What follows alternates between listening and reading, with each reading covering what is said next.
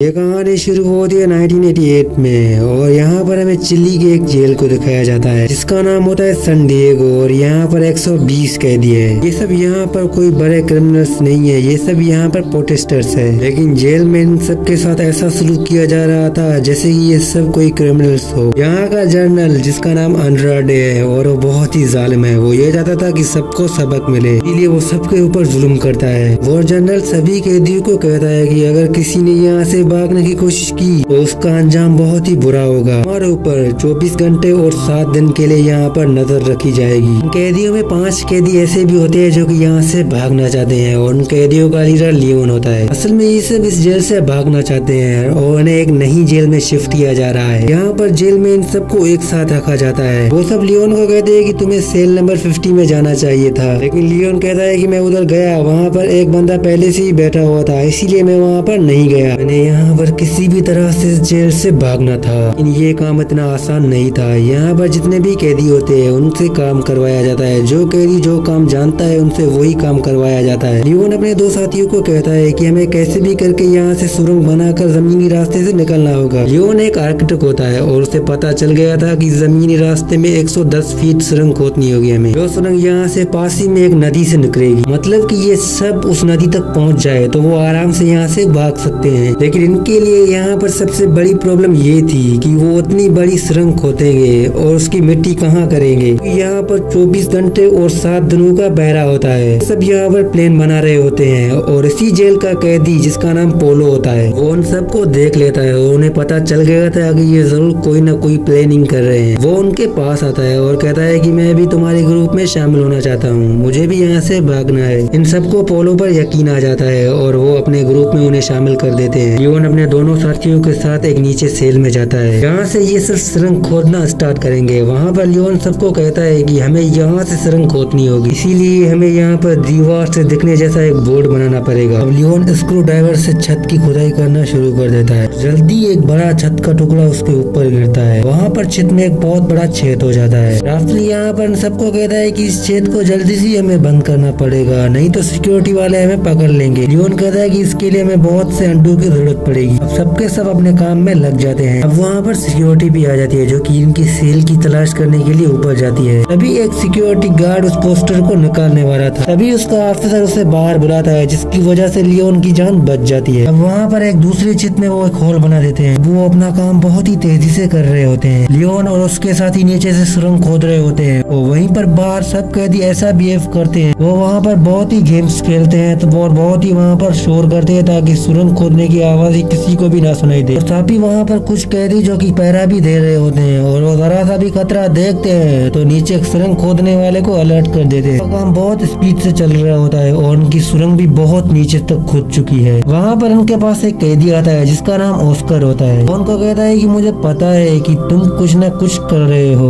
और अच्छा तुम लोगों के लिए ये है कि तुम मुझे बता दो। और साफी ये भी कहता है कि तुम सब सुरंग खोद रहे हो और मैं भी तुम्हारे इस ग्रुप में शामिल होना चाहता हूँ और मुझे भी यहाँ से निकलना है। अब यहाँ पर ऑस्कर को भी अपने ग्रुप में ऐड कर देते हैं और लियोन उन सबको कहता है कि हम नीचे से सुरंग खोद रहे होते हैं और हमें बाहर से किसी की मदद करनी होगी। और राफेल को कहते हैं कि इस काम के लिए तुम्हारे बीवी पर हमें पूरा यकीन है और राफेल मान जाता है। अब इस जेल में तकरीबन 182 दिन हो चुके हैं। इसके बाद जितने भी कैदियों के रिश्तेदार होते हैं वो उनसे मिलने आते हैं वहाँ पर और उनमें राफेल की वाइफ भी होती है और राफेल उनको अपना पूरा प्लान बताता है। इसके बाद उसकी वाइफ वहाँ से चली जाती है। अब यहाँ पर सुरंग खोदते खोदते इन्हें तकरीबन 205 दिन हो चुके हैं। अब नीचे से सुरंग खोद रही होती है तभी वहाँ पर सिक्योरिटी वाले आ जाते हैं और लियोन और उसका साथी भागकर उस सेल में जाते हैं जिस सेल के नीचे से सुरंग खोद रही होती है। वहाँ पर लियोन को पुलिस पकड़ लेती है और लियोन का फादर उससे मिलने आता है और लियोन को कहता है कि तुम जो सुरंग खोद रहे हो वो तकरीबन 42 फीट तुम्हें और भी खोदनी होगी। उसके बाद राफेल का फादर वहाँ से चला जाता है और ये फिर से सुरंग खोदने में लग जाते हैं और जब इनको 559 दिन सुरंग खोदने में लग चुके थे और उसके बाद वहाँ पर अर्थक्वेक हो जाता है यानी कि जलजला आ जाता है और वहाँ पर जेल की जितने भी दीवारें होती हैं वो सब गिर जाती है। लियोन जो कि बाहर होता है वो अर्थक्वेक से बहुत ही डर जाता है और वो तेजी से अपनी सेल की तरफ भागता है और जो सुरंग इन्होंने खोदी होती है उस पर कोई भी इफेक्ट अर्थक्वेक का नहीं होता, वो पूरी तरह से सेफ होती है। वहीं इनका सुरंग खोदने वाला काम अब यहाँ पर एंड हो चुका है और सुरंग खोदते खोदते तकरीबन 613 दिन हो चुके हैं और इनका पूरा काम यहाँ पर एंड हो हो चुका है। अब राफेल की वाइफ सुरंग के बाहर आ जाती है और एक एक करके वो सबको निकालती है। इसके साथ इस मूवी का यही पर ही एंड होता है। दोस्तों मैं उम्मीद करता हूँ कि ये मूवी आपको पसंद आएगी। अगर पसंद आई तो मेरे चैनल सब्सक्राइब और लाइक कर